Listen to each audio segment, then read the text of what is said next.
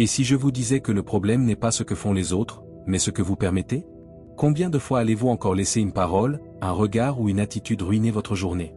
Il est temps de devenir intouchable, non pas parce que le monde change, mais parce que vous allez changer la façon dont vous réagissez. À partir d'aujourd'hui, plus personne ne pourra vous déranger. Pas parce que vous ignorez tout, mais parce que vous allez entraîner votre esprit à ne pas tomber dans les provocations et à protéger votre paix intérieure. Si vous en avez assez de réagir et de vous sentir faible face à ce qui vient de l'extérieur, ce message est pour vous. Préparez-vous à activer votre version la plus forte, la plus sereine et complètement intouchable. Avant de commencer, écrivez ceci dans les commentaires. À partir d'aujourd'hui, personne ne me dérange sans ma permission. Je suis stoïque. Faites-le maintenant. Écrivez-le non seulement pour le dire, mais pour que votre esprit l'enregistre, pour que vous le déclariez avec force et commenciez à vous reprogrammer de l'intérieur. Ce que vous affirmez avec conviction devient votre nouvelle réalité. Nous allons nous entraîner ensemble. Écrivez-le et commençons. Numéro 1. Reconnaître que les émotions des autres sont contrôlables. Vous êtes-vous déjà rendu compte que souvent nous réagissons comme si nous n'avions pas le choix? Quelqu'un vous dit quelque chose qui ne vous plaît pas, et immédiatement vous vous énervez, vous vous frustrez, vous élevez la voix. Mais si je vous disais que ce n'est pas la situation qui provoque votre réaction, mais votre interprétation de cette situation? L'émotion ne naît pas seule, elle n'apparaît pas de nulle part. C'est une réaction, et comme toute réaction, elle peut être contrôlée. Cela change complètement la donne. Si l'émotion ne commande pas d'elle-même, alors vous pouvez intervenir. Vous pouvez décider si cette émotion va vous dominer ou si vous allez la guider. Et c'est là que commence le véritable développement personnel. Vous n'avez pas besoin d'être froid ou distant. Il s'agit d'apprendre à ressentir sans être contrôlé par vos émotions, ressentir la colère sans exploser, ressentir la frustration sans abandonner, ressentir la tristesse sans sombrer. C'est possible, mais cela demande pratique et conscience.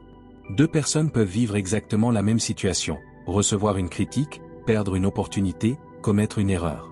L'une s'effondre, crie, se plaint et perd le contrôle. L'autre respire, observe ce qu'elle ressent et choisit comment agir. La différence? Ce n'est pas la situation, c'est l'état d'esprit, c'est le pouvoir de choisir comment réagir. Cela se travaille chaque jour, à chaque moment difficile qui survient dans votre vie. La prochaine fois que vous vous sentez envahi par une émotion forte, faites une pause de 5 secondes. Ne réagissez pas immédiatement. Respirez. Posez-vous la question. Est-ce que je veux vraiment donner à cette situation le pouvoir de contrôler ma paix intérieure? Chaque fois que vous réagissez sans réfléchir, vous cédez du pouvoir. Vous dites, cette situation domine ma vie. Mais vous n'êtes pas né pour être esclave des circonstances, vous êtes né pour être maître de vous-même. Au début, l'impulsion sera plus forte que la raison. Mais si vous restez ferme, si à chaque fois vous choisissez de répondre avec calme, même si intérieurement vous tremblez, vous entraînerez votre esprit et changerez vos habitudes. Avec le temps, ce qui vous submergeait autrefois n'aura plus cet effet sur vous. Les stoïciens l'ont compris il y a des siècles, ce ne sont pas les choses qui nous perturbent, mais notre opinion sur elles. L'émotion n'est pas dans le fait, elle est dans l'interprétation que nous en faisons. Si vous pouvez changer votre interprétation, vous pouvez changer ce que vous ressentez. Ce n'est pas nier l'émotion, c'est la maîtriser et la mettre au service de votre raison, pas au commandement de votre vie. Vous n'êtes pas obligé de réagir comme toujours. Vous n'êtes pas enchaîné à votre passé émotionnel. Vous pouvez choisir à nouveau. Vous pouvez être cette personne qui reste calme au milieu du chaos, qui répond avec sagesse alors que tout le monde réagit avec colère. Cette capacité ne vous rend pas faible. Elle vous rend puissant, libre. Chaque situation est une opportunité de pratiquer. Chaque conversation difficile, chaque moment inconfortable, chaque fois que quelqu'un vous met sous pression est une occasion parfaite de choisir votre réponse. Et si vous vous trompez, si un jour vous réagissez mal, ce n'est pas grave. Recommencez. Il ne s'agit pas d'être parfait, mais d'être conscient, de savoir qu'il y a toujours un choix, même quand il semble n'y en avoir aucun. La véritable force réside dans un esprit qui se connaît lui-même. La personne qui n'agit pas par impulsion, mais par choix. Qui ne vit pas en pilote automatique, mais avec intention. Alors, la prochaine fois que l'émotion vous frappe fort, respirez. Rappelez-vous qui commande et choisissez depuis le calme. C'est là que commence votre liberté. Numéro 2. Réduire l'intensité de l'émotion avec une pause consciente.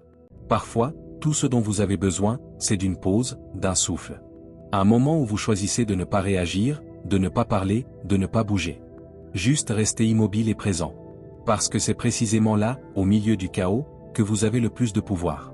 Le pouvoir de décider si vous allez aggraver la situation ou si vous allez la désamorcer de l'intérieur. Et cela se fait avec quelque chose de simple mais difficile, une pause consciente. Lorsque vous êtes contrarié, anxieux, sur le point d'exploser, votre corps réclame une action immédiate, et votre esprit cherche une solution rapide. Mais sans pause consciente, vous ne pouvez rien faire. Si vous répondez depuis cet état, vous aggravez tout, car vous agissez depuis l'émotion brute, sans la traiter, sans réfléchir. Là, il n'y a pas de clarté, seulement de l'impulsion. Apprendre à vous arrêter est donc une des armes les plus puissantes que vous puissiez développer. Vous n'avez pas besoin de tout résoudre sur le moment. Vous n'avez pas à gagner la discussion. Vous n'êtes pas obligé d'avoir le dernier mot. Ce dont vous avez vraiment besoin, c'est d'espace. Un moment où vous ne vous laissez pas emporter. Un moment pour vous, pour respirer, pour revenir à vous-même avant de continuer. Imaginez une conversation tendue. Vous sentez la pression monter, les mots deviennent lourds, le ton change. Vous le ressentez dans la poitrine, les épaules, la mâchoire. Votre corps est déjà en mode combat. Et là, au lieu de continuer à parler, vous dites calmement, « Donne-moi un moment, j'ai besoin de respirer ». Vous ne fuyez pas, vous n'évitez pas. Vous choisissez consciemment de ne pas escalader. Et croyez-moi, c'est un acte de courage. Tout le monde n'en est pas capable, mais vous pouvez vous entraîner à le faire. Et vous n'avez pas besoin de beaucoup de temps. Parfois, une minute suffit, un silence, quelques pas pour vous éloigner, une respiration profonde qui vous ramène au présent. Ce petit espace rompt le schéma, vous sort de l'automatisme. Il vous rappelle que vous n'êtes pas à la merci de vos émotions, mais que vous avez un esprit capable de les observer sans se laisser emporter. Cette pause vous offre de la perspective. Et avec la perspective, tout change. Lorsque l'émotion diminue, la compréhension augmente. Vous pouvez voir plus clairement, penser plus logiquement, ressentir plus calmement. Vous ne réagissez plus depuis la blessure, mais depuis la conscience. Vous ne vous battez plus pour avoir raison, vous choisissez la paix, avec vous-même et avec les autres. Car lorsque vous vous calmez, votre environnement commence aussi à changer. Pas toujours immédiatement, mais avec le temps. Votre énergie influence plus que vous ne le pensez. Les stoïciens enseignaient que l'être humain ne doit pas être esclave de ses impulsions, et que la vertu réside dans la maîtrise de soi. Le sage ne réagit pas avec rapidité, mais avec réflexion, et même au milieu du conflit, il peut agir avec tempérance. Cette tempérance se construit par des pauses, des moments de silence intérieur, cet espace où vous choisissez de penser avant d'agir. Ressentir sans être dominé par vos émotions. Commencez à pratiquer dès aujourd'hui. Ne pas attendre une grande crise. Faites-le dans le quotidien, quand quelque chose vous agace dans le trafic, quand quelqu'un dit quelque chose à la maison que vous n'aimez pas, quand un message vous perturbe. Pause. Respirez. Ne répondez pas immédiatement. Observez ce que vous ressentez. Puis décidez, depuis un endroit plus serein, si cela vaut la peine de réagir. Vous verrez tout changer. Et si vous échouez, si vous ne faites pas la pause et vous laissez emporter, ne vous jugez pas. Apprenez. La prochaine fois, vous ferez mieux. Cela ne concerne pas la perfection, mais la conscience. Chaque pause que vous faites est un pas vers la liberté émotionnelle. Chaque fois que vous choisissez le silence plutôt que l'explosion, vous cultivez une version plus forte et plus sage de vous-même. La prochaine fois qu'une émotion vous frappe, ne réagissez pas immédiatement. Faites une pause, respirez. Rappelez-vous que vous avez le pouvoir de choisir comment agir, et dans ce petit moment, vous devenez maître de vous-même. Numéro 3. Utilisation de la technique de la restriction du crayon et de la langue. Quand vous êtes sur le point d'exploser, quand les mots brûlent dans votre bouche et que vous voulez tout dire, c'est justement là que vous devez vous taire. Gardez le silence non pas par peur, mais par intelligence. Au milieu de la colère, ce que nous disons détruit souvent plus qu'il ne construit. Nous blessons, exagérons, prononçons des paroles que nous ne ressentons pas vraiment, et nous le regrettons ensuite. C'est pourquoi existe un outil simple et puissant, la technique de la restriction du crayon et de la langue. Elle consiste en 2 actes simples mais révolutionnaires, ne pas parler et ne pas écrire lorsque vous êtes dominé par l'émotion. Ne pas répondre à ce message, ne pas envoyer ce courriel, ne pas publier cette histoire. Car lorsque vous êtes rempli de colère, même si vous ressentez le besoin de tout exprimer, le plus sage est de vous contenir. Laissez l'esprit s'éclaircir, laissez le cœur retrouver son rythme naturel. Parlez et écrivez seulement à ce moment-là. L'erreur que beaucoup commettent est de penser que si nous ne manifestons pas notre colère immédiatement, nous la réprimons. Mais non, vous ne réprimez rien, vous gérez, vous créez un espace entre ce que vous ressentez et ce que vous faites. Et c'est dans cet espace que commence le véritable contrôle émotionnel. Lorsque vous écrivez ce que vous ressentez, uniquement pour vous-même, sans intention de l'envoyer, vous accomplissez déjà quelque chose de grand. Vous laissez l'émotion s'exprimer sans blesser personne. Vous traitez sans détruire. Faites l'expérience. La prochaine fois que vous sentez que vous êtes sur le point d'exploser, au lieu de parler, prenez un carnet ou ouvrez une note sur votre téléphone. Écrivez tout ce qui vous passe par la tête, sans filtre, sans correction. Laissez sortir vos pensées, mais uniquement pour vos yeux. Ne partagez rien, ne publiez rien. Lorsque vous avez terminé, éloignez-vous. Faites autre chose, respirez, marchez, écoutez de la musique, tout ce qui vous aide à retrouver le calme. Puis relisez ce que vous avez écrit. Vous serez surpris de constater combien de choses n'ont plus le même poids. Très probablement, si vous aviez dit cela à voix haute ou envoyé ce message sur le moment, vous auriez provoqué un désastre. Mais en laissant passer du temps, en permettant à l'émotion de perdre de son intensité, vous pouvez décider si cela vaut la peine de l'exprimer ou s'il vaut mieux la laisser passer. Et si vous décidez de parler, vous le ferez depuis un lieu beaucoup plus serein, depuis la raison, et non l'impulsion. Cela change complètement la manière dont les autres reçoivent vos paroles. Les stoïciens enseignaient que nous ne devons pas parler lorsque nous sommes perturbés, et que la langue doit être au service de l'esprit, non de l'émotion. Sénèque disait, l'âme tranquille voit plus clair. Et c'est vrai. Lorsque nous sommes dominés par la colère, notre vision se trouble, nos jugements se déforment. Mais si nous attendons, si nous respirons, si nous laissons passer la tempête, alors nous voyons les choses telles qu'elles sont, et non telles que nous les ressentons au pic de la colère. Écrire au lieu de parler ne vous rend pas faible. Au contraire, c'est un acte de discipline et de maîtrise de soi. Et si vous apprenez à le faire fréquemment, vous remarquerez un profond changement dans votre manière de communiquer. Les disputes diminueront, les réactions excessives disparaîtront, les relations s'amélioreront. Non pas parce que vous ne vous mettrez plus jamais en colère, mais parce que vous ne laisserez plus cette colère décider pour vous. Pratiquez cette technique. Écrivez tout. Conservez-le. Lisez-le ensuite. Demandez-vous, ce que je ressens mérite-t-il vraiment d'être dit, ou a-t-il déjà perdu de sa force avec le temps? Avec le temps, vous réaliserez que beaucoup de choses qui semblaient urgentes sur le moment ne l'étaient pas. Ce qui semblait être une offense grave n'était souvent qu'une mauvaise interprétation. Ce qui paraissait impardonnable ne fait plus aussi mal. Et ce changement dans l'intensité de vos émotions est un signe de croissance. Vous n'avez pas toujours besoin d'avoir le dernier mot. Parfois, le véritable pouvoir réside dans le silence, et dans le fait d'écrire uniquement pour vous. Dans cet acte silencieux se construit la paix que vous pourrez ensuite partager avec les autres. Numéro 4. Apprendre à accepter l'imperfection des autres et de la vie. Certaines personnes vivent en attendant que tout soit parfait, que leur partenaire les comprenne sans qu'ils aient à parler, que le travail se déroule sans accroc, que la famille soit harmonieuse, que les plans se réalisent exactement comme prévu. Mais ces attentes les piègent, car la vie n'est pas conçue pour correspondre à nos idéaux. La vie est simplement. Et plus vite vous comprendrez cela, plus vous serez libre. Car ce n'est pas ce qui se passe qui vous frustre, mais ce que vous attendiez qu'il se passe. Fred, par exemple, croit que son partenaire devrait le comprendre sans qu'il ait à expliquer quoi que ce soit. Il pense que si quelque chose le dérange, l'autre devrait le remarquer. Il croit que s'il lui fait un effort, le monde devrait répondre exactement comme il le souhaite. Mais chaque fois que cela ne se produit pas et cela arrive la plupart du temps, il se frustre. Il se sent non apprécié, incompris. Et c'est là l'erreur. Non pas dans la vie, non pas dans son partenaire, mais dans ses attentes de perfection. Accepter l'imperfection ne signifie pas se résigner, cela signifie voir les choses telles qu'elles sont, et non comme vous voudriez qu'elles soient tout le temps. Et cela libère une immense pression. La plupart de vos conflits ne naissent pas de ce que font les autres, mais de ce que vous espérez qu'ils fassent. Et lorsque vous apprenez à lâcher ce besoin de contrôle, vous découvrez qu'il y a de la beauté dans l'imperfection. Que les erreurs ne sont pas des échecs, mais une partie du chemin. Que les personnes ne sont pas là pour suivre vos scénarios, mais pour vivre leur propre version de la vie. Il est prouvé qu'accepter les imperfections réduit la tension dans les relations. Pas parce que vous ignorez ce qui vous blesse, mais parce que vous cessez d'exiger de l'autre quelque chose qu'il ne peut peut-être pas vous donner. Vous comprenez que votre bien-être ne peut pas dépendre de tout contrôler. Vous comprenez que vous pouvez être heureux même au milieu du chaos, même lorsque l'autre ne vous comprend pas entièrement, même lorsque les choses ne se passent pas comme vous les aviez planifiées. Bien sûr, ce n'est pas facile, car nous avons été éduqués avec l'idée que tout devrait avoir un sens, que si nous faisons des efforts, tout se passera bien. Mais la vie ne suit pas ce scénario. Il y a des jours où vous faites tout correctement et cela échoue.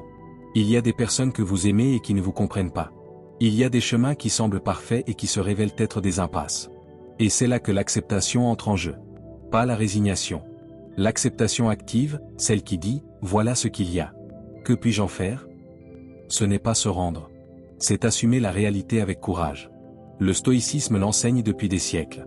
Vous ne pouvez pas contrôler le monde, mais vous pouvez contrôler votre attitude face à lui. Épictète disait que la clé de la liberté est de distinguer ce qui dépend de vous et ce qui n'en dépend pas. Les réactions des autres, leurs imperfections, leurs limites ne dépendent pas de vous. Ce qui dépend de vous, c'est la manière dont vous choisissez de réagir. Si vous allez lutter contre ce que vous ne pouvez pas changer, ou si vous allez apprendre à avancer avec eux sans perdre votre paix. Commencez par observer. La prochaine fois que quelqu'un n'agit pas comme vous l'espériez, ne réagissez pas avec jugement. Respirez. Rappelez-vous, cette personne lutte également avec ses propres limites, ses peurs, son histoire, sa vision de la vie. Tout ne doit pas être comme vous le voyez. Et c'est bien ainsi. La diversité des imperfections fait aussi partie de l'équilibre. Alors, au lieu de résister, observez, comprenez, et quand c'est nécessaire, avancez sans rancune. Lorsque vous acceptez que les gens ne vous comprendront pas toujours comme vous le souhaitez, vous cessez de tout prendre personnellement. Quand vous comprenez que la vie n'a pas besoin d'être parfaite pour que vous soyez en paix, vous vous libérez du stress que vous vous infligez vous-même. La tranquillité ne vient pas de l'ordre parfait, mais de cesser de lutter contre ce que vous ne pouvez pas contrôler. Alors, lâchez un peu. Acceptez ce qui est humain. Acceptez l'imprévisible. Et à partir de là, commencez à vivre avec plus de légèreté. Parce que la paix ne réside pas dans le fait que le monde soit parfait, mais dans le fait que vous appreniez à être bien, même lorsque ce n'est pas le cas. Numéro 5, apprendre à choisir quelle bataille mérite votre énergie. Tout ne mérite pas votre attention. Tout ne nécessite pas une réponse. Et certainement, toutes les batailles ne valent pas votre énergie. Il y a des moments où il faut se poser la question, est-ce vraiment nécessaire que je m'engage là-dedans? Cela va-t-il apporter quelque chose à ma vie ou ne va-t-il que m'épuiser? Souvent, ce qui nous épuise le plus n'est pas ce qui se passe à l'extérieur, mais ce que nous décidons de porter à l'intérieur. C'est pourquoi il est si important d'apprendre à choisir ses batailles. Vous ne pouvez pas empêcher les gens de dire ce qu'ils pensent. Vous ne pouvez pas contrôler qu'une personne agisse d'une manière qui vous dérange. Mais vous pouvez décider si vous allez permettre que cela vous affecte. La plupart des disputes que nous avons ne portent pas sur des choses importantes. Elles sont motivées par l'orgueil, par le désir d'avoir raison, par l'incapacité à lâcher prise. Et cela est une perte inutile d'énergie. Parce qu'à chaque fois que vous vous engagez dans un conflit insensé, vous donnez une partie de votre énergie mentale, émotionnelle et physique à quelque chose qui ne changera probablement rien. Pensez à une dispute récente qui vous a gâché la journée. Vous êtes-vous senti plus fort après? Cela vous a-t-il rapproché de la personne avec qui vous parliez? Vous a-t-elle fait grandir? Probablement pas. Vous êtes probablement terminé plus fatigué, plus irrité, plus vide. Et si c'est le cas, pourquoi répéter cela? Il y a des choses qui simplement ne méritent pas de réponse. Pas parce que vous manquez de caractère, mais parce que vous avez la clarté d'esprit. Apprendre à se retirer à temps est un acte de sagesse. Vous n'avez rien à prouver. Vous n'avez pas à vous expliquer à ceux qui ne veulent pas comprendre. Vous n'avez pas à répondre à ceux qui veulent simplement vous provoquer. Parfois, le plus grand pouvoir réside dans le fait de ne pas réagir, de regarder, sourire et continuer à avancer. Pas par faiblesse, mais parce que vous savez que votre énergie vaut plus que cela. Parce que vous comprenez que vous battre pour tout vous éloigne de ce qui compte vraiment. Essayez. La prochaine fois que quelqu'un tente de vous entraîner dans une discussion absurde, arrêtez-vous. Respirez. Demandez-vous, cela mérite-t-il mon attention ou n'est-ce qu'un appât émotionnel? Si cela n'en vaut pas la peine, ne vous engagez pas. Si cela ne changera rien de positif dans votre vie, laissez passer. Vous pouvez dire, je ne vais pas discuter de ça maintenant, ou simplement choisir le silence. Et continuez. Vous serez surpris de la puissance que vous ressentez en gardant votre paix lorsque tout autour vous invite à la perdre. Le stoïcisme l'a clairement enseigné depuis des siècles. Celui qui s'agace de ce que disent les autres leur donne plus de pouvoir qu'ils ne le méritent. Marc Aurèle, empereur et philosophe, comprenait que le monde sera toujours rempli d'opinions, de provocations, de chaos. Mais il disait, si vous avez le pouvoir de ne pas vous laisser affecter, alors là est votre liberté. Ne pas choisir de se battre ne vous rend pas moins fort. Au contraire, cela vous rend maître de vous-même. La véritable force réside dans le fait de savoir quand agir et quand laisser passer. Dans le fait de comprendre que vous n'avez pas besoin de vous défendre contre tout, que vous n'avez pas à prouver votre point de vue en permanence, que certaines guerres se gagnent en n'y participant pas, que votre tranquillité n'a pas de prix et que toute parole extérieure ne devrait pas avoir le pouvoir de vous l'ôter. Au début, c'est difficile, car l'impulsion veut répondre et l'ego veut intervenir. Mais si vous entraînez cette pause, si vous développez ce filtre intérieur, vous commencerez à remarquer quelque chose d'incroyable. Beaucoup de choses qui vous mettaient autrefois hors de vous vous glissent maintenant dessus. Et ce n'est pas parce que vous êtes devenu froid, mais parce que vous êtes devenu sage. Alors ne vous épuisez pas à vous battre pour tout. Ne mettez pas votre énergie entre les mains de n'importe qui. Ne réagissez pas à ce qui n'apporte rien. Gardez vos forces pour ce qui compte vraiment, pour ce qui vous construit, pour les personnes et les causes qui méritent votre temps. Le reste, laissez-le passer. Vous n'êtes pas moins en ne répondant pas. Vous êtes plus fort en sachant qu'en ne pas le faire. Et souvenez-vous, tout n'est pas une bataille, et vous n'avez pas à être en guerre chaque jour. Choisir la paix, alors que vous pourriez entrer en conflit, est une des décisions les plus puissantes que vous puissiez prendre. C'est là que se voit la véritable force. Numéro 6, adoptez la posture d'un maître, pas d'une victime. Il y a deux façons de se tenir face à la vie lorsque tout semble être contre vous. Vous pouvez être victime ou maître. La victime se plaint, se rend, blâme le monde, et attend que quelqu'un vienne la sauver. Le maître, en revanche, observe la situation avec d'autres yeux. Il ne nie pas la douleur, mais l'utilise comme leçon. Il ne se brise pas à cause de ce qu'on lui fait, il transforme cela en enseignement. Et vous, à tout moment, vous pouvez choisir lequel des deux vous voulez être. Vous pouvez être dans une situation difficile. Peut-être qu'on vous a trahi, blessé, privé de quelque chose d'important. Et oui, vous avez tout le droit de ressentir. Mais une fois que vous l'avez ressenti, vous devez décider, vais-je rester prisonnier de cela ou le transformer en quelque chose d'utile? Parce que lorsque vous décidez d'agir en maître, quelque chose en vous change. Vous cessez de vous demander, pourquoi cela m'arrive-t-il? Et vous commencez à vous demander, que puis-je enseigner depuis ici? Que puis-je apprendre pour ensuite le partager? Le rabbin dont nous avons parlé a compris cela en prison. Il aurait pu tomber dans le désespoir, dans le ressentiment, mais il a choisi d'enseigner. Choisir d'être maître ne signifie pas donner des discours, cela signifie agir avec dignité. Cela signifie que même dans l'obscurité, vous choisissez d'être lumière. Que, même si la situation vous pousse à réagir avec colère, vous choisissez de répondre avec sagesse, non pas pour les autres, mais pour vous. Parce qu'en devenant exemple, vous reprenez votre pouvoir.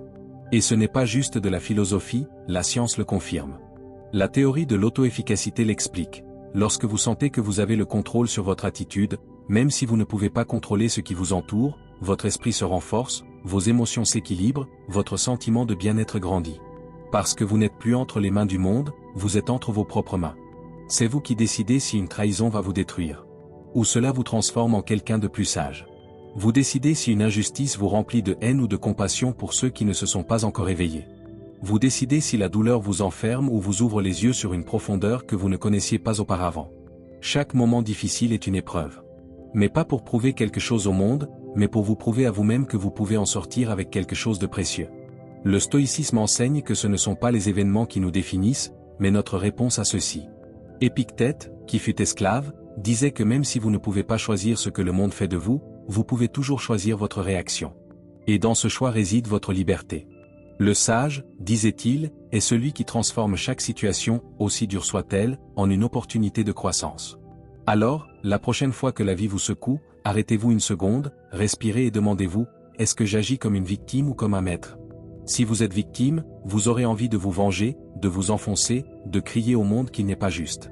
Si vous êtes maître, vous garderez le silence, réfléchirez, et utiliserez cette expérience pour renforcer votre caractère et peut-être aussi aider les autres. Être maître ne signifie pas que vous ne ressentez pas la douleur.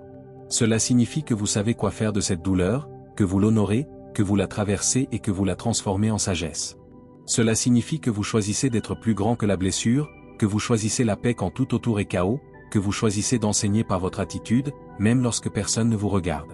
Et cela ne s'acquiert pas du jour au lendemain. C'est une décision quotidienne, un engagement envers vous-même.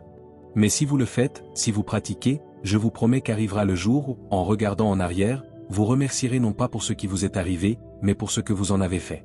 Parce que la douleur ne vous a pas défini, votre réponse vous a défini. Parce que vous n'avez pas été une victime de plus, vous avez été un maître au milieu de la tempête. Et c'est la véritable victoire. Numéro 7. Pratiquez une activité physique pour évacuer les émotions. Quand vous sentez que vous n'en pouvez plus, que l'émotion vous pèse sur la poitrine, que la colère ou la tristesse parcourt tout votre corps, bougez. C'est aussi simple que ça. Ne réfléchissez pas trop. Ne cherchez pas des explications éternelles. Levez-vous et sortez marcher, faites quelques squats, courez, même à l'intérieur de votre maison, étirez votre corps. Parce que souvent, ce que vous ressentez n'a pas besoin de plus d'analyse. Il a besoin d'une sortie. Et le corps est l'une des meilleures portes par lesquelles vous pouvez libérer tout ce qui vous brûle à l'intérieur. Le corps garde ce que l'esprit ne sait pas relâcher.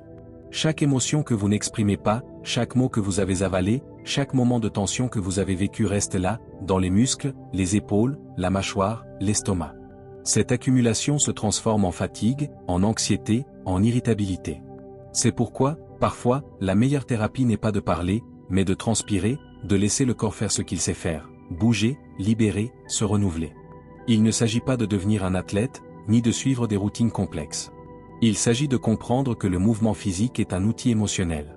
Que lorsque vous courez, vous n'exercez pas seulement vos jambes, vous drainez votre colère. Que lorsque vous faites des pompes ou des sauts, vous laissez partir la peur. Que lorsque vous marchez avec rythme, vous mettez de l'ordre dans votre esprit, même sans vous en rendre compte. Le mouvement est un remède, et il est à la portée de tous. La prochaine fois que vous sentez que vous êtes sur le point de perdre le contrôle, que vous ne supportez plus une discussion, que vous êtes prisonnier de vos pensées, ne réagissez pas immédiatement. Ne vous défoulez pas sur quelqu'un. Enfilez vos chaussures, sortez marcher, mettez de la musique et bougez. Faites-le pendant 15 minutes. Peu importe si vous le faites parfaitement. L'important est de permettre à votre corps de faire sa part. Parce que parfois, le corps guérit avant l'esprit. Et ce n'est pas seulement une intuition, c'est scientifiquement prouvé. L'exercice libère des endorphines, ces substances naturelles qui améliorent l'humeur et réduisent la sensation de douleur émotionnelle. Après avoir bougé, votre perception change. Ce qui semblait insurmontable devient gérable. Ce qui faisait tant mal ne pèse plus de la même manière. C'est comme si vous aviez drainé une partie du problème sans dire un mot, juste en respirant, juste en bougeant. Les stoïciens l'avaient pressenti bien avant que la science l'explique. Ils comprenaient l'importance de prendre soin du corps comme partie intégrante de l'entraînement de l'esprit. Pour eux, la discipline physique était également une façon d'ordonner les émotions. Épictète, qui vivait avec un handicap physique, enseignait que l'extérieur peut ne pas être sous votre contrôle, mais votre attitude et votre préparation le sont. Et dans cette préparation, il y avait le renforcement du corps pour soutenir l'esprit. Vous n'êtes pas obligé de rester immobile dans la tempête émotionnelle. Vous pouvez vous mouvoir en elle, utiliser votre corps comme outil pour canaliser ce qui vous accable. Si vous faites cela régulièrement, vous commencerez à remarquer comment change votre manière de vivre les émotions. Vous cessez de vous sentir prisonnier. Vous ne réagissez plus avec autant d'intensité. Parce que vous savez qu'il existe une voie, que vous pouvez vous déplacer, littéralement, vers le calme. Faites du mouvement une habitude émotionnelle. Ne vous attendez pas à exploser avant de courir. Faites-le de manière préventive. Commencez la journée par un peu d'exercice. Utilisez votre corps comme une voie de purification mentale. Et si un jour tout vous semble trop lourd, ne l'affrontez pas assis. Levez-vous. Marchez. Sautez. Faites ce que vous pouvez. Mais ne restez pas immobile avec l'émotion enfermée. Vous n'avez pas besoin de tout résoudre par l'esprit. Parfois, votre corps sait ce dont vous avez besoin avant vous. Il suffit de l'écouter et de le laisser agir. Parce que dans le mouvement, il y a une sagesse qui apaise, qui ordonne, qui transforme.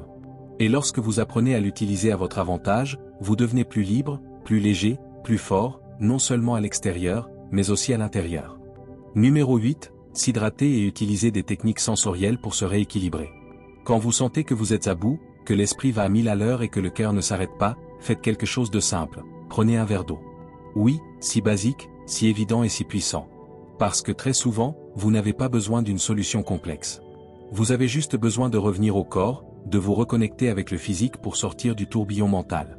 Boire de l'eau, se laver le visage, prendre une douche, cela peut être la première porte pour revenir à votre centre. Lorsque nous sommes émotionnellement déséquilibrés, quand la colère, la tristesse ou l'anxiété s'emparent de nous, nous cessons d'habiter le présent. Nous partons dans l'esprit, vers le passé, vers le futur, vers le « pourquoi cela m'arrive » ou « que va-t-il se passer ensuite ?» Nous entrons dans un trance émotionnel, et depuis cet état, il est presque impossible de penser clairement. C'est pourquoi une des façons les plus efficaces d'interrompre cet état est de revenir au corps. Faire quelque chose de concret, que vous puissiez ressentir avec vos sens, qui vous sorte de votre tête et vous ramène au ici et maintenant. L'eau est un outil incroyable pour cela. Elle hydrate le corps, mais elle nettoie aussi la tension. Boire lentement, en pleine conscience, c'est comme rappeler à votre système que vous êtes en sécurité, que vous pouvez vous arrêter, que vous pouvez respirer. Et si vous ajoutez une douche froide, ou simplement vous passez les mains sous l'eau fraîche, vous activez des sensations qui aident à calmer le système nerveux. Vous n'avez pas besoin de tout comprendre, tout ce que vous ressentez. Vous devez juste commencer à vous rééquilibrer depuis les bases. Faites l'expérience. La prochaine fois que vous vous sentez submergé, au lieu de réagir, de vous battre, de discuter ou de vous enfermer dans vos pensées, arrêtez-vous. Allez dans la cuisine, servez-vous un verre d'eau. Sentez-le dans votre bouche, sentez-le descendre dans votre gorge. Faites-le lentement, faites-le avec présence. Ou allez dans la salle de bain et laissez l'eau froide couler sur votre visage. Ouvrez la douche. Permettez au corps de recevoir un signal clair, nous sommes en calme.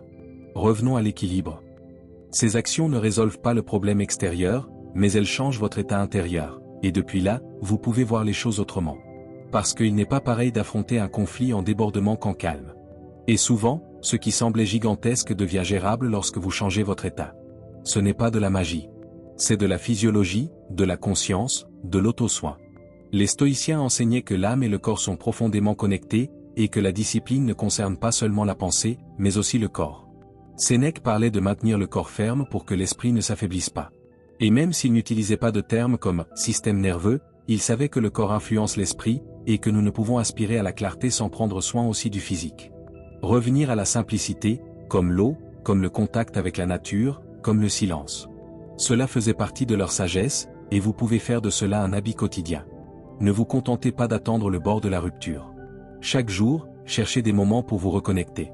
Prenez de l'eau en pleine conscience. Lavez vos mains comme un rituel. Prenez une douche comme si c'était un redémarrage émotionnel. Et lorsque le chaos arrive, parce qu'il arrive toujours, vous aurez des outils simples mais efficaces pour ne pas vous laisser emporter. Vous n'avez pas besoin de tout résoudre avec l'esprit.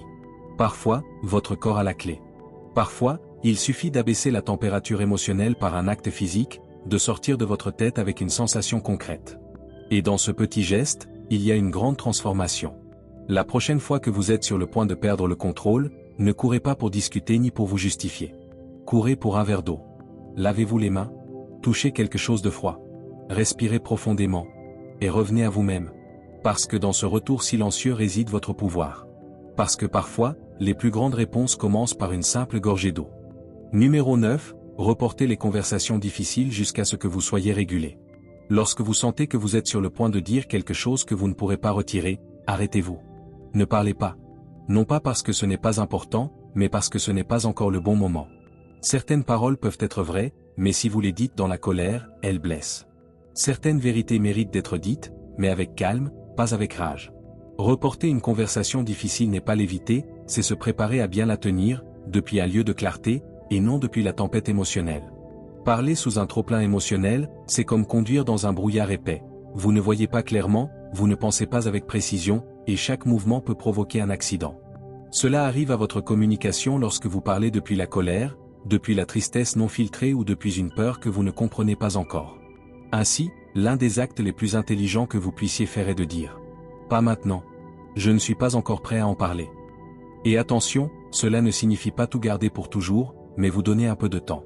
Dire à l'autre « Ce que je ressens est important, mais pour l'instant, je ne peux pas l'exprimer de manière juste, ni pour toi ni pour moi. » Cela protège non seulement la conversation, mais aussi la relation, car parler alors que vous êtes émotionnellement perturbé, ce n'est pas communiquer, c'est se défouler. Et souvent, dans cet élan, nous disons des choses que nous ne ressentons pas complètement, ou que nous aurions pu dire avec plus de respect, plus d'intention et plus d'amour. Faites l'exercice. La prochaine fois que vous êtes sur le point d'affronter une conversation tendue avec votre partenaire, un ami ou un collègue, demandez-vous d'abord. Suis-je prêt à parler ou est-ce que je veux juste me défouler? Suis-je à la recherche d'une solution ou est-ce que je veux seulement avoir raison? Si la réponse n'est pas claire, le mieux est de demander du temps. J'ai besoin d'un peu plus d'espace pour réfléchir. Je veux en parler plus tard, quand je me sentirai plus calme. Ce n'est pas de la faiblesse, c'est de la sagesse émotionnelle. C'est comprendre que vos mots peuvent construire ou détruire, qu'une conversation faite dans le contrôle peut sauver une relation, tandis qu'une conversation faite dans l'émotion brute peut la briser sans retour. Et si vous avez déjà vécu cela, vous savez de quoi je parle. Les stoïciens parlaient beaucoup de cela. Ils disaient que le sage n'agit pas impulsivement, mais selon la raison. Marc Aurèle écrivait « La meilleure vengeance est de ne pas être comme ton ennemi ». Que signifie cela? Que si quelqu'un vous blesse, vous n'êtes pas obligé de rendre le coup. Vous pouvez choisir de répondre avec calme et dignité. Et souvent, cette calme vient du fait de savoir attendre. Reportez votre réaction jusqu'à ce que votre esprit soit en ordre. Le temps est votre allié. Parfois, il suffit de quelques heures pour voir les choses sous un autre angle. Parfois, une nuit de repos suffit à changer la manière dont vous allez vous exprimer. Ce qui semblait urgent et dramatique paraît le lendemain plus gérable. Et si la douleur persiste, au moins elle ne domine plus votre jugement. Vous pouvez parler sans élever la voix. Vous pouvez écouter sans interrompre. Vous pouvez construire plutôt que détruire. Et il ne s'agit pas seulement de vous. En reportant une conversation lorsque vous n'êtes pas régulé, vous envoyez également un message clair à l'autre, cette relation m'importe. Je préfère attendre et bien faire les choses que parler maintenant et abîmer quelque chose de précieux. Cela ouvre des portes, cela génère du respect, et non du rejet. Pratiquez cela. Ne tombez pas dans le piège de penser, nous devons en parler maintenant. Parfois, le meilleur service que vous puissiez rendre à une conversation est de lui laisser de l'air, d'attendre que l'eau soit calme pour regarder au fond sans confusion.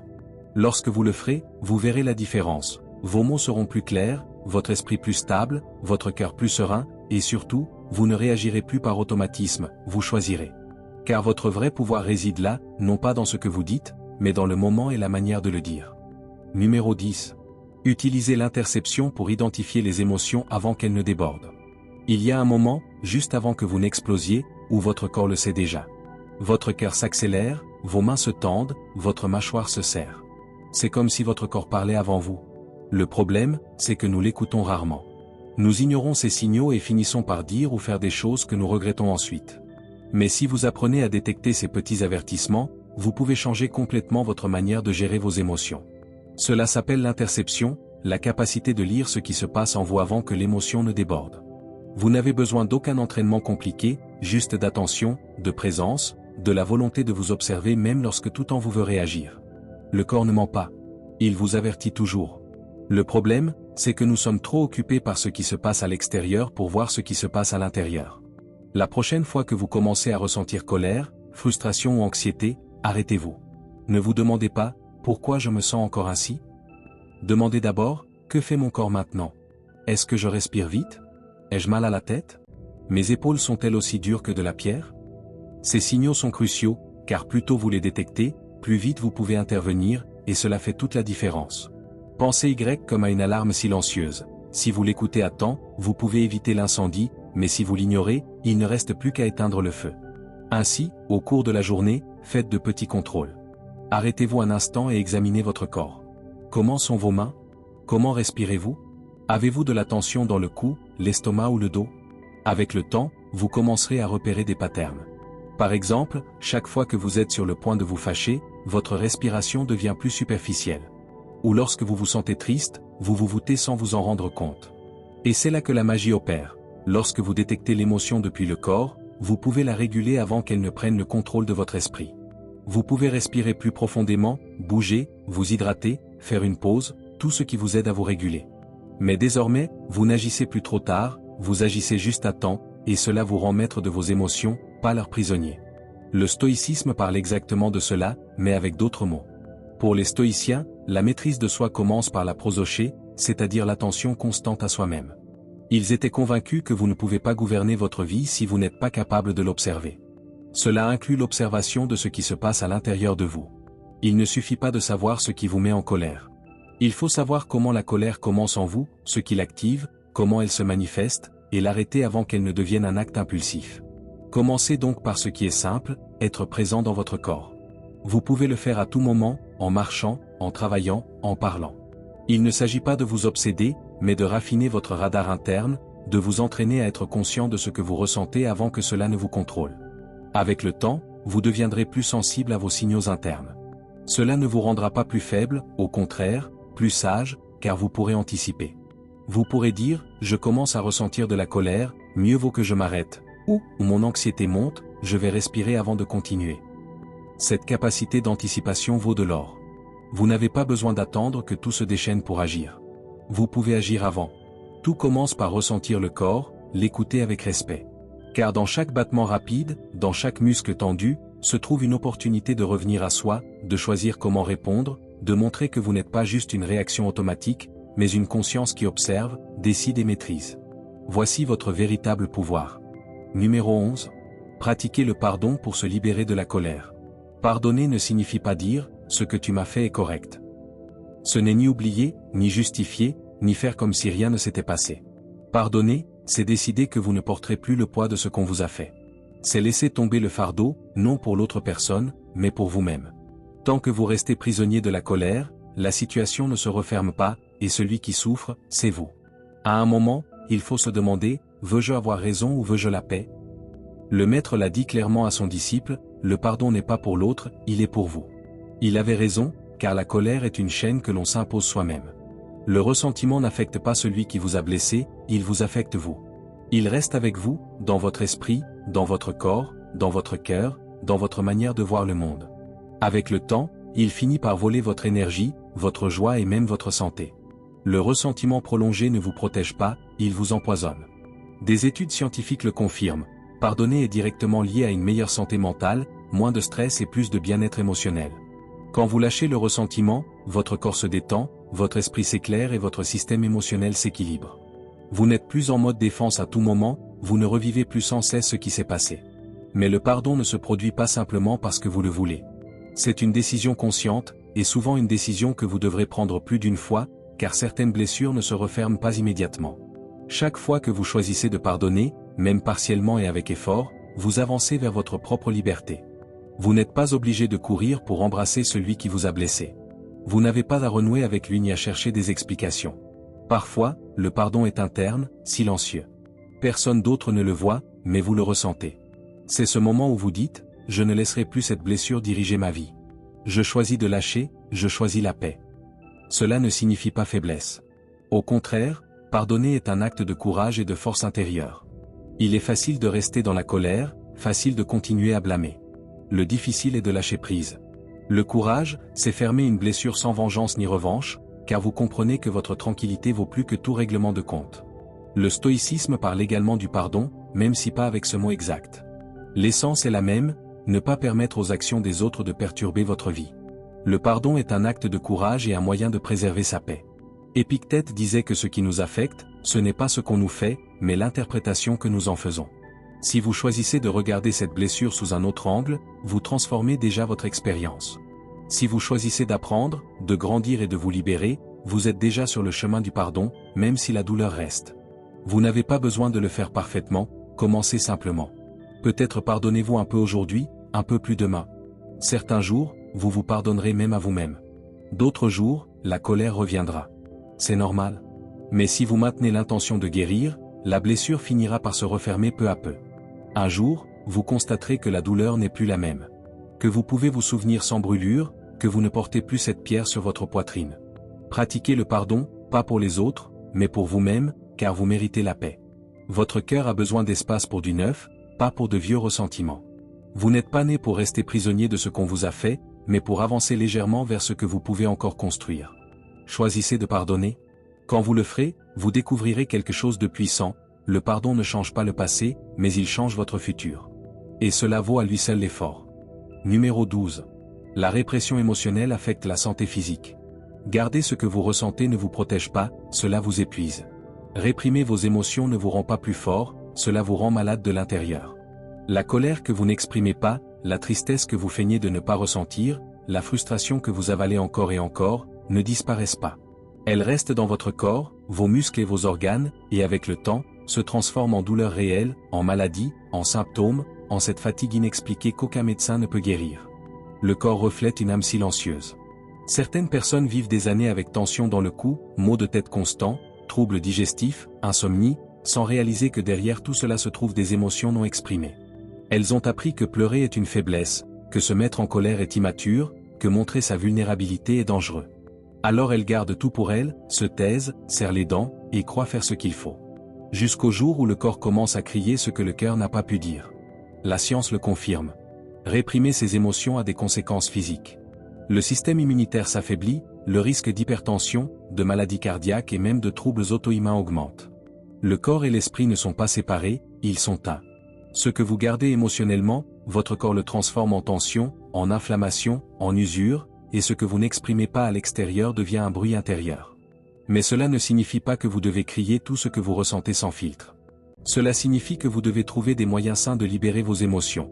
De longues promenades, l'écriture consciente, des exercices de respiration, des moments de discussion avec quelqu'un de confiance.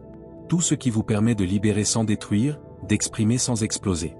Il ne s'agit pas de se déverser, mais de laisser circuler vos émotions. De vous permettre de ressentir sans peur, sans jugement, avec compassion envers vous-même. La prochaine fois que vous ressentez de la colère, ne la cachez pas derrière un sourire factice.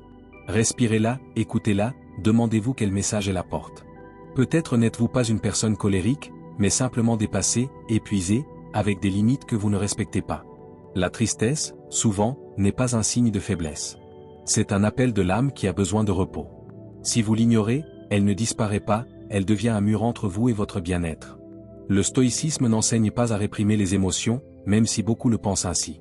Les stoïciens ne disaient pas « ne ressentez rien ». Ils disaient « ressentez, mais ne vous laissez pas emporter ». Épictète parlait d'observer l'émotion sans laisser qu'elle gouverne votre raison. Marc Aurèle disait que les pensées de la vie ne sont que des pensées, elles peuvent surgir seules, mais c'est vous qui choisissez ce que vous en faites.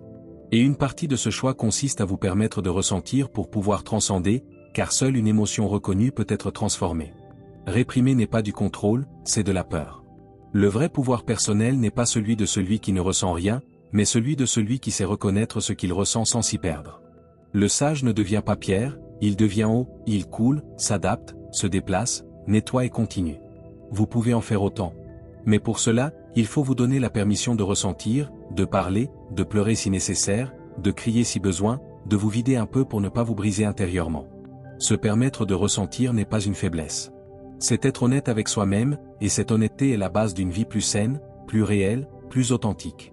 Ne le faites pas seulement pour votre esprit, faites-le pour votre corps également, car il porte ce que vous n'osez pas libérer.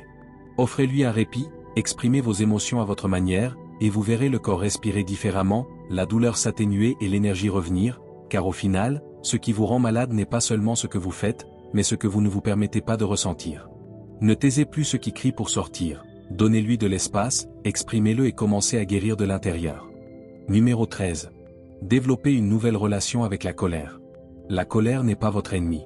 Ce n'est pas quelque chose qu'il faut écraser, cacher ou se sentir coupable de ressentir. La colère, lorsqu'elle est bien comprise, peut être une boussole. Elle vous indique que quelque chose ne va pas, que quelqu'un a franchi une limite, que quelque chose nécessite votre attention. Le problème n'est pas de ressentir de la colère, mais de ne pas savoir la gérer. Le problème est de réagir impulsivement, de la garder jusqu'à ce qu'elle pourrisse, ou de la nier jusqu'à l'explosion. Il faut changer votre relation avec cette émotion, ne plus la voir comme un fardeau, mais comme un signal. La colère, dans sa forme la plus pure, ne cherche pas à détruire, elle cherche à protéger. Elle vous dit que quelque chose ne fonctionne pas, que vous n'êtes pas respecté, ou que vous ne prenez pas soin de vous-même. Si vous apprenez à l'écouter sans la laisser vous contrôler, vous pouvez alors la transformer en action, en clarté, en direction.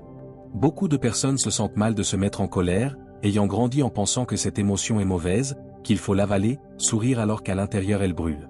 Elles finissent par accumuler la tension, vivre avec la culpabilité et se déconnecter d'elles-mêmes.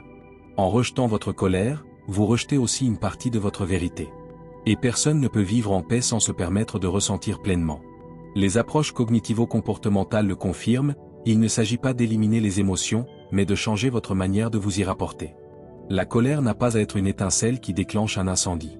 Elle peut être une lampe qui éclaire ce que vous refusez de voir. Chaque fois que vous ressentez de la colère, demandez-vous, quelle limite est en train d'être franchie? Que dois-je changer ici? Ainsi, vous la transformez en outil. Le stoïcisme n'enseignait pas à réprimer la colère, contrairement à ce que beaucoup croient. Le stoïcisme enseignait à ne pas être esclave de la colère. Sénèque, dans son œuvre de la colère, disait que la colère ne doit pas nous gouverner, mais qu'elle ne doit pas non plus être ignorée. Elle peut être observée, comprise et canalisée. Le sage n'est pas celui qui ne ressent rien, mais celui qui n'agit pas de manière irréfléchie. Marc Aurèle disait, « La meilleure forme de vengeance est de ne pas être comme eux ». Cela signifie que vous n'avez pas à rendre le mal par le mal, mais vous pouvez utiliser votre colère comme moteur pour agir avec dignité, fermeté et respect envers vous-même. La prochaine fois que quelque chose vous dérange profondément, ne la réprimez pas et ne la laissez pas éclater sans contrôle. Demandez-vous ce qu'elle veut vous montrer. Peut-être dites-vous que tout va bien alors qu'à l'intérieur vous savez que quelqu'un vous blesse. Peut-être acceptez-vous des situations que vous ne devriez pas accepter. Peut-être êtes-vous injuste envers vous-même. La colère vient ouvrir les yeux. Utilisez-la. Canalisez-la. Vous pouvez transformer cette colère en conversation claire, en limite posée, en décision que vous repoussiez, en exercice physique, en écriture ou en silence réfléchi. Mais ne l'avalez pas, ne la laissez pas exploser, dirigez-la. Toutes les émotions ne sont pas faites pour être agréables. Certaines, comme la colère, viennent avec force pour vous mobiliser. Si vous les gérez avec intelligence, elles vous poussent vers le changement, et non le conflit. Faites la paix avec votre colère. Ne la transformez pas en monstre, mais ne la cachez pas non plus. Écoutez-la, comprenez son message, et surtout agissez depuis le calme né de cette compréhension. C'est là que se voit votre croissance, non pas en évitant l'émotion, mais en sachant quoi en faire. C'est là que réside votre force. C'est là que commence le véritable maîtrise de soi. Numéro 14. Soyez volontaire dans la vie. Ne vivez pas poussé par le flux de la vie. Ne vous laissez pas traîner comme si tout était une obligation. Soyez volontaire. Pas nécessairement pour une organisation ou un groupe, mais pour la vie elle-même. Tout change lorsque vous cessez de faire les choses parce que vous devez, et que vous commencez à les faire parce que vous le voulez. Le corps est le même, les actions peuvent être identiques, mais l'expérience intérieure change complètement. La vie vécue avec volonté devient plus légère, plus claire, plus authentique. Levez-vous le matin non pas pour subir une journée de plus, mais pour participer, pour servir. Pour faire ce que vous devez avec dignité. Non pas parce que tout est parfait, mais parce que vous avez choisi d'être présent, disponible et ouvert. Cette attitude vous donne une liberté que très peu connaissent. Ce qui nous épuise vraiment, ce n'est pas de faire beaucoup, mais de faire sans vouloir, de vivre en résistance, avec plainte. Cette petite voix intérieure qui dit « Cela ne devrait pas arriver, ce n'est pas juste, cela me dépasse », cessez de l'écouter. Il est normal d'être fatigué, mais le vrai repos ne vient pas toujours du sommeil, il vient de cesser de résister à ce qui est déjà là. Lorsque vous cessez de lutter contre la réalité, vous récupérez une immense quantité d'énergie, qui se transforme en clarté, en présence et en capacité d'agir avec plus de paix. Vous ne pouvez pas contrôler tout ce qui se passe autour de vous, mais vous pouvez choisir si vous participez par volonté ou par poids, par engagement ou par charge. Et ce choix n'est pas unique, c'est une décision quotidienne. Les recherches le confirment, agir par volonté améliore l'état émotionnel. Les personnes qui s'impliquent dans ce qu'elles font parce qu'elles l'ont choisi, même si c'est difficile ou demande des efforts, ressentent plus de satisfaction, moins d'anxiété et moins de frustration. Lorsque vous choisissez consciemment, le corps et l'esprit réagissent différemment. Des zones du cerveau associées au bien-être, à la motivation et au sens de la vie s'activent. En d'autres termes, votre système interprète que vous avez le contrôle, et lorsque vous sentez que vous choisissez, le stress perd de son pouvoir. Vous pouvez faire exactement les mêmes tâches qu'hier, mais avec une nouvelle attitude. Vous pouvez soigner quelqu'un, travailler, nettoyer, résoudre un conflit, et décider de le faire comme volontaire. Comme quelqu'un qui dit « Cela ne m'arrive pas malgré moi, je participe avec tout ce que je suis ». Cette disposition transforme tout. Ce qui était une charge peut devenir un acte d'amour.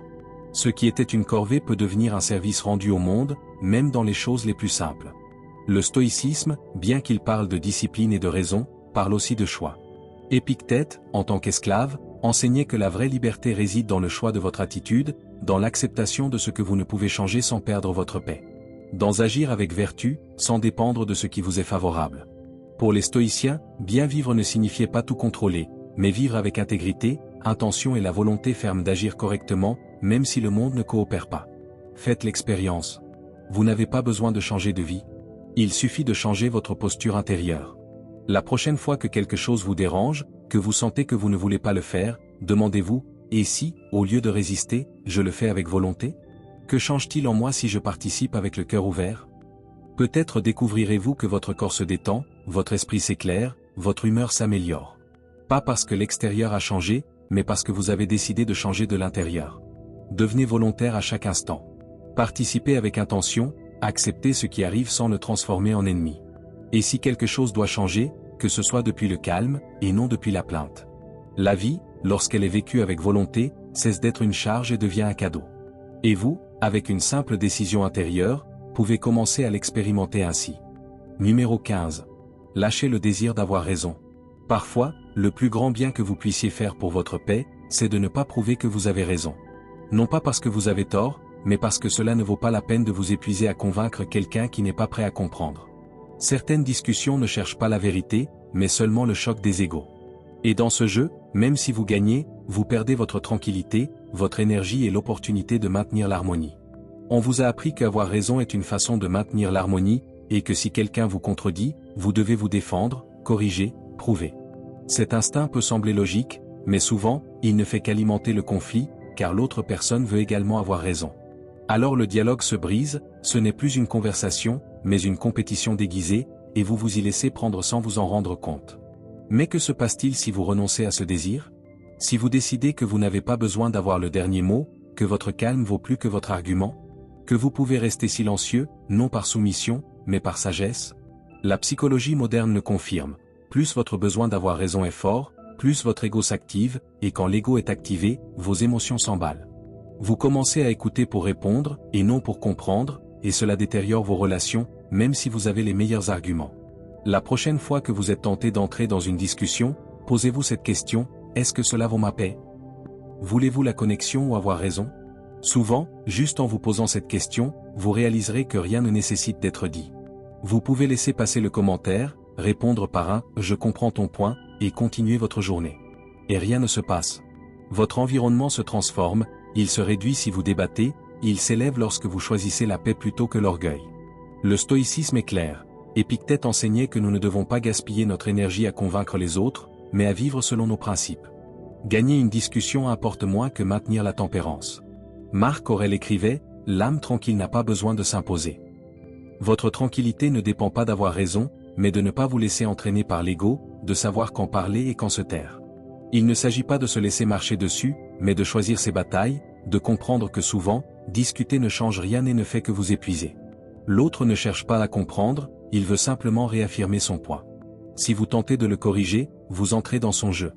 Alors lâchez prise, respirez, observez et décidez si cela en vaut la peine. La plupart du temps, cela n'en vaut pas la peine. Renoncer à avoir raison n'est pas se rendre, c'est mettre votre paix intérieure en premier, vous donner la permission de ne pas vous accrocher, de ne pas être esclave de vos idées. En vous libérant de cet instinct, vous laissez place à la compréhension, à l'écoute réelle et au respect. Et croyez-le ou non, c'est cette attitude qui vous donnera la vie. Votre comportement change l'atmosphère. Souvent, quand vous ne réagissez pas avec tension, l'autre se calme également. Là, il y a peut-être une réelle opportunité de connexion. Faites-en une habitude, ne réagissez pas immédiatement. Laissez passer quelques secondes, observez si vous discutez pour la vérité ou pour l'ego. Si c'est pour l'ego, laissez tomber. Vous ne perdez rien. Au contraire, vous gagnez tout, sérénité, respect et maîtrise de vous-même. En fin de compte, la vie ne vous demande pas d'avoir raison, elle vous demande d'avoir la paix. Et souvent, la seule façon de la maintenir est de laisser l'autre penser ce qu'il veut, pendant que vous choisissez de rester calme. Il ne s'agit pas de convaincre, mais de vivre en équilibre, et cela, personne ne peut vous l'enlever. Si vous êtes arrivé jusqu'ici, vous avez déjà démontré quelque chose de très clair, vous êtes engagé dans votre changement.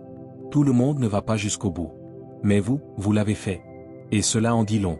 Maintenant, je veux que vous alliez dans les commentaires et que vous écriviez de nouveau, avec plus de force que la première fois, à partir d'aujourd'hui, personne ne me dérange sans mon consentement. Je suis stoïque. Ne l'écrivez pas pour moi, faites-le pour vous-même. Pour graver ces mots dans votre subconscient, pour continuer à reprogrammer votre esprit, pour continuer à grandir. Rappelez-vous, cela ne s'arrête pas ici. Chaque jour est une opportunité de vous renforcer. Alors, avancez, restez ferme, et surtout, continuez de grandir.